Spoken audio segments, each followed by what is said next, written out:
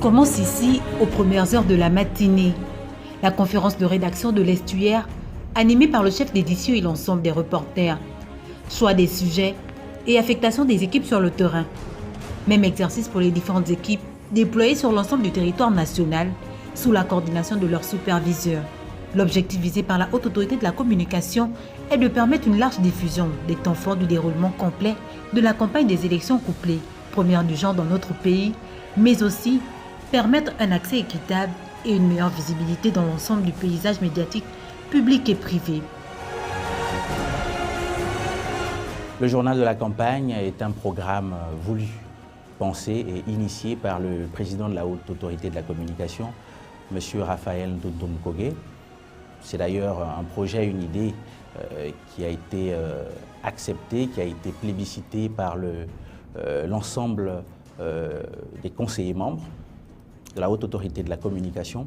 L'objectif principal de ce programme a été de donner de la visibilité à l'ensemble des sensibilités politiques et des acteurs politiques engagés dans cette élection locale et législative.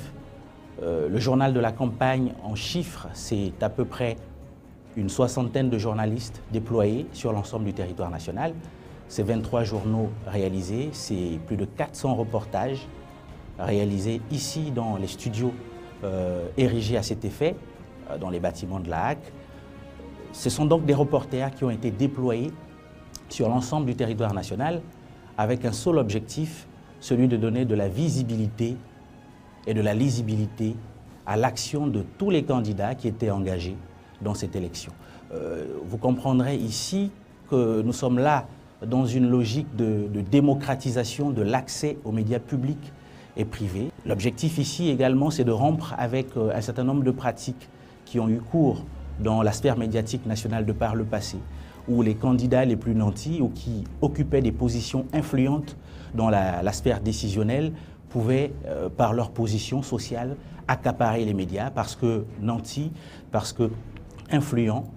Nous sommes là donc dans une logique de rupture avec ces pratiques pour une démocratisation de l'accès aux médias publics, pour une propagande politique qui soit égale au sein des médias publics et privés pour tout le monde. C'est donc là une idée tout à fait novatrice. C'est une nouvelle donne qui se poursuivra pour les élections à venir. Nous l'avons testé avec cette élection locale et législative. L'expérience se poursuivra sans nul doute pour les élections à venir. Pour réaliser cette production inédite, la HAC n'a pas lésiné sur les moyens. Des équipements techniques de dernière génération et des ressources humaines compétitives et motivées sont mobilisés afin de répondre aux attentes du public. Disposant de moyens de liaison tels que des flottes, des box internet, ordinateurs portables et des véhicules de transport, en plus des signes distinctifs comme les gilets et badges d'accréditation qui facilitent les accès. Un ensemble d'équipements qui permet de communiquer et d'échanger en temps réel avec Libreville. Au-delà de ces moyens techniques, des formations préalablement offertes à l'ensemble des reporters désignés pour cette noble mission afin de les rendre plus efficaces sur le terrain.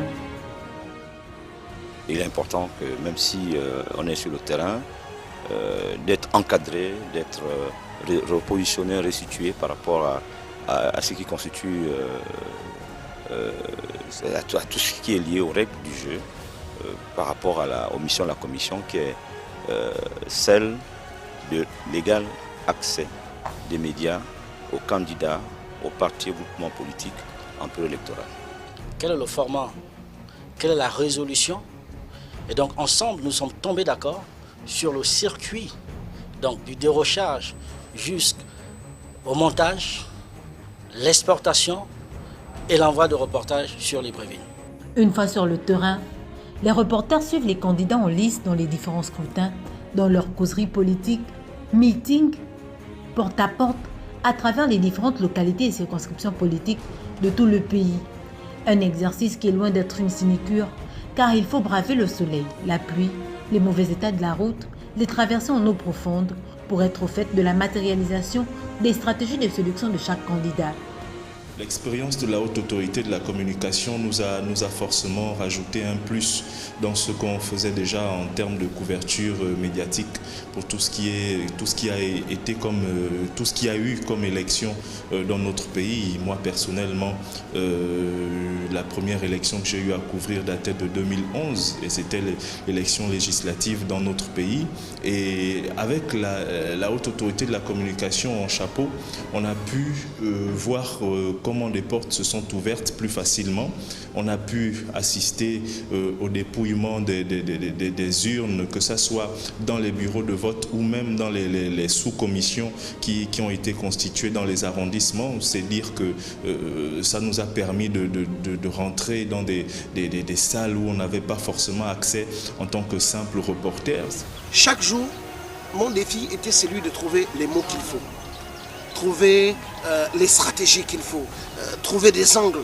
Parce qu'à la RTG, nous définissons tout ensemble, les angles, nous définissons les techniques d'approche, etc.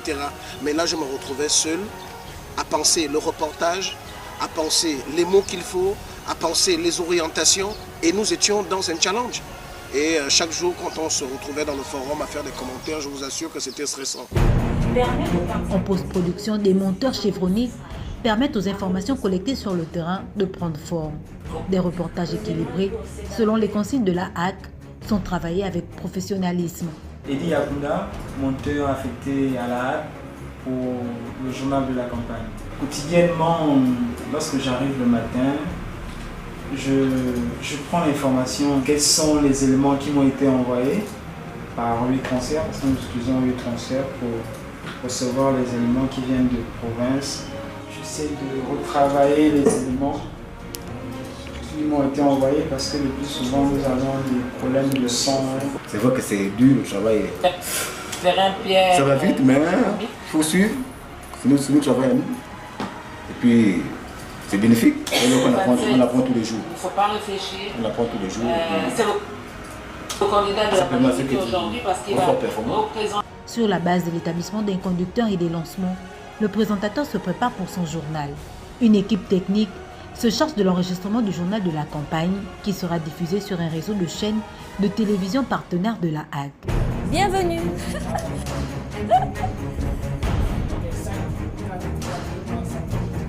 Bienvenue dans le journal de la campagne du 25 septembre au 5 octobre prochain avec notre réseau de correspondants disséminés sur l'ensemble des 9 provinces du Gabon.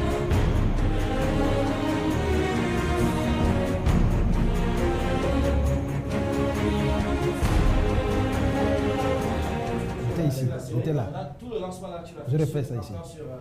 D'accord. Un exercice réalisé sous la supervision scrupuleuse de la commission monitoring qui veille au respect des instructions de la commission par les différentes chaînes partenaires en ce qui est du temps d'antenne et de la diffusion du journal de la campagne.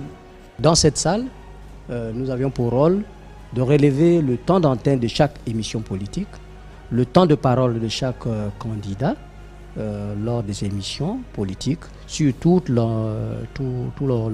l'ensemble du territoire national. Pour faire ce travail, il y a des équipes au moins de 10 personnes qui se relaient de 6h à 15h et de 15h à 22h. L'objectif, c'est de respecter l'équité comme le conçoit la commission d'égal accès. Associés, des journalistes de différentes rédactions publiques et privées pour un journal, une approche novatrice, diversement appréciée par les téléspectateurs. L'initiative est très louable. Nous pensons qu'à l'avenir, si ça peut continuer comme ça, je pense bien que et ceux qui mènent la campagne et ceux pour qui la campagne est menée, vraiment peuvent se réjouir. Parce que nous avons des informations que nous n'avons pas.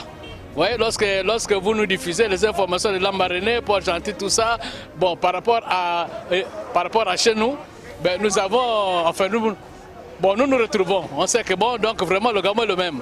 Nous tous, y compris la elle-même, aura à constater quelques faiblesses ou quelques efforts.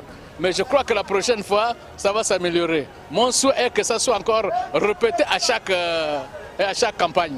Je le suis souvent à la première chaîne et puis la Télé Africa aussi. Je ne suis rien et puis je ne suis pas campagnard, je ne m'occupe pas de ça, je suis ce que je suis zen. Je n'ai pas le temps de ça. Non.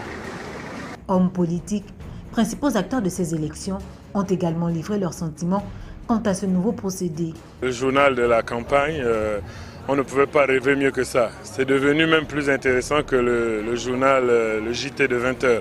Donc chapeau à la HAC, et je pense que pour une nouvelle institution, bien que ce soit un changement de nom, mais un changement d'homme aussi, j'adresse toutes mes félicitations à la HAC pour cette belle initiative qui est celle de mieux informer les populations sur le déroulement du scrutin à travers tout le Gabon. C'est important pour ce qu'on appelle un peu l'équilibre de l'information, parce que vous savez, pendant des années, on a reproché au ministère de la Communication de ne faire passer que les candidats proches ou du pouvoir, et les candidats dits de l'opposition n'avaient pas droit de citer dans les organes de presse publique, hein, j'entends bien les organes de presse publique. Et ça, je peux dire chapeau, parce que ça se voit, c'est un homme de la communication qui est à la tête de la HAC. Il sait très bien qu'un homme de presse, même si, bon, on peut être du côté du pouvoir, mais il faut laisser la place aux autres pour pouvoir s'exprimer. La liberté d'expression, la liberté de presse, c'est un droit fondamental, ce sont des droits fondamentaux pour qu'une démocratie fonctionne bien. Et ça, il faut tirer notre chapeau à la HAC. La haute autorité de la communication est un fruit du dialogue. Et quelque part, j'en suis un peu un des pères de cette haute autorité en charge de la communication. Je reconnais, c'est vrai qu'il y a de gros efforts par rapport à l'ancienne structure de communication. La HAC a donné la parole à peu près à tout le monde. Et je pense que ce dialogue qui a eu lieu en Gondé, qui a été décrié, a produit quand même à certains égards de bons résultats. Et la HAC est un bon résultat pourvu que ça dure. Je voudrais apprécier à sa juste valeur cette volonté de la haute autorité en charge de l'audiovisuel, qui est un plus dans le processus démocratique de notre pays.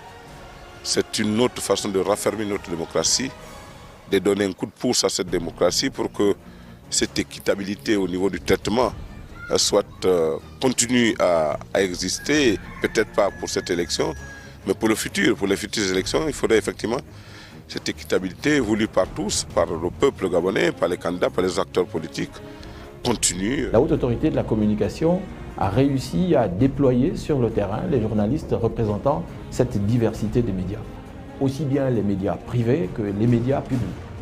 Et donc ça, c'est un point que nous avons tenu à mettre à l'actif de la haute autorité, parce que pendant longtemps, nous avons toujours pensé que la couverture des événements politiques majeurs de notre pays ne devait pas être le monopole des médias publics.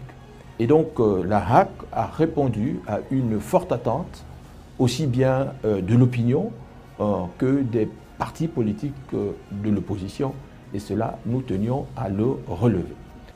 Produire et réaliser un journal de la campagne durant toute la période électorale des élections jumelées, législatives et locales, c'est le défi que s'est assigné la HAC.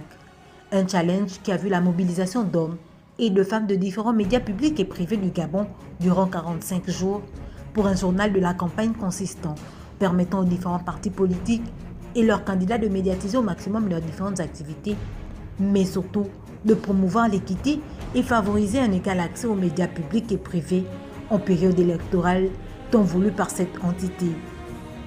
C'est un pas important que le Gabon vient d'effectuer dans son processus de démocratisation.